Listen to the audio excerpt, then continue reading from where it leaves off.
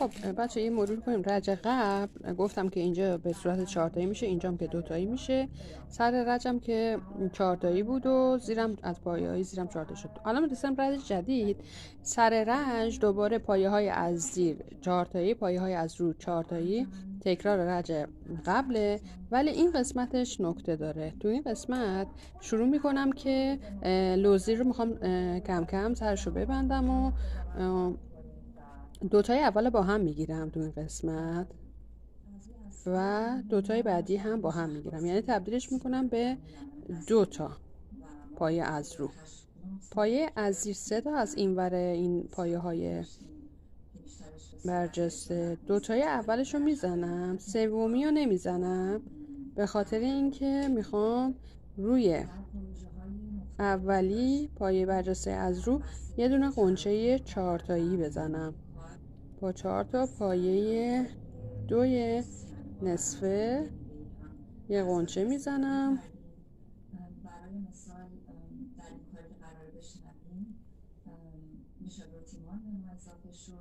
به این صورت قنچه زدم که یک بار دیگه نخو از اینجا در میاریم و میکشیم و ما بینش این قسمت خالی 2 تا پایه افزایشی ساده میزنم و قنچه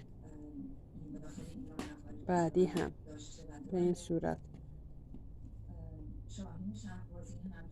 میزنم.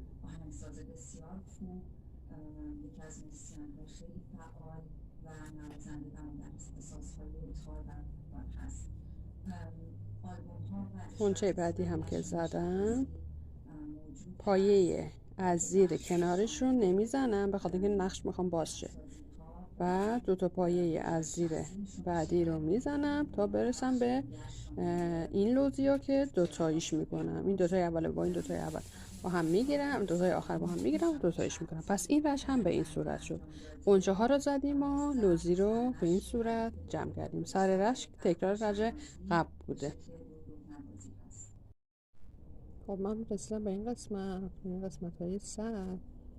اینجا رو که زدم به این قسمت رسیدم. 3 تا پایه از رو به این صورت جمع میکنم با پایه های نصفه و همه رو با هم یکی میکنم و پایه از زیر که 5 تا بود و 6 تا میکنم به این صورت که 2 تا پایه به این صورت که 2 تا پایه اول از زیر رو میزنم، پایه سوم رو 2 برابر میکنم. روی این پایه از زیر سوم 2 تا 2 تا پایه میزنم که بشه 6 تا. 2 تای بعدی هم میزنم. الان پایه های از زیر تو قسمت سر 6 تا هست. پایه های از رو 3 تایی هستن که جمعشون میکنیم به این صورت.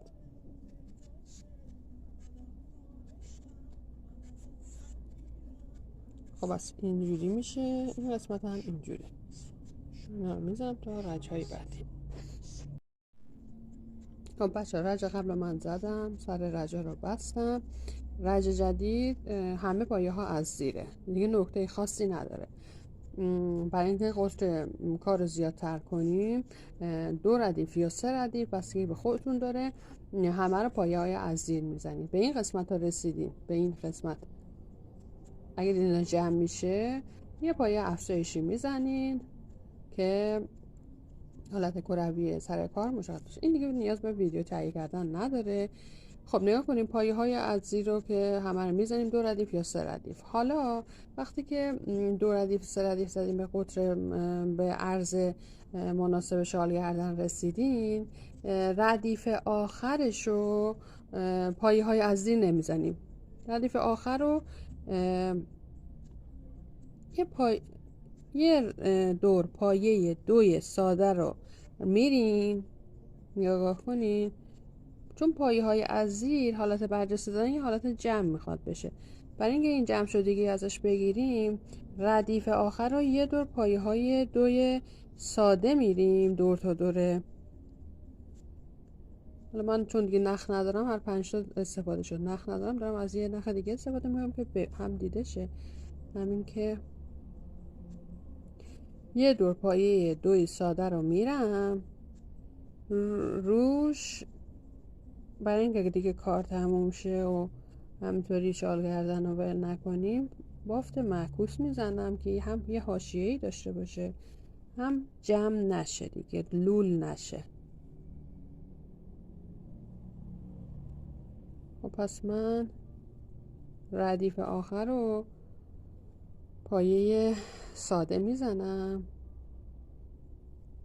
و حالا که کارمون تموم شد، مثلا تا انتها رفتیم کارمون تموم شد، من یه دونه زنجیر میزنم.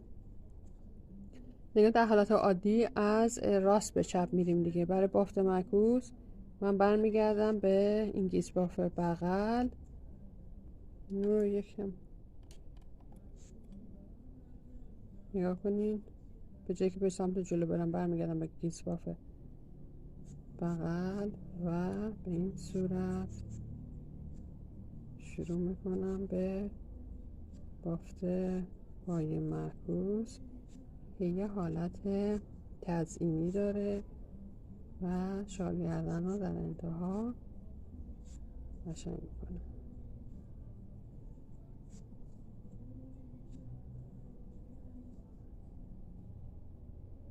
به این صورت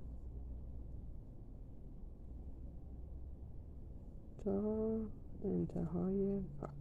واسه این شد بافت پایه معکوس. خب این دیگه نکته دیگه نداره. این هم شال گردنش بود و این هم کلاهش که من این سری نگاه کنین کشکار کردم با میله گرد بافتم. میبینین که چقدر تمیز و شیک در میاد. خب اینم از این آموزش.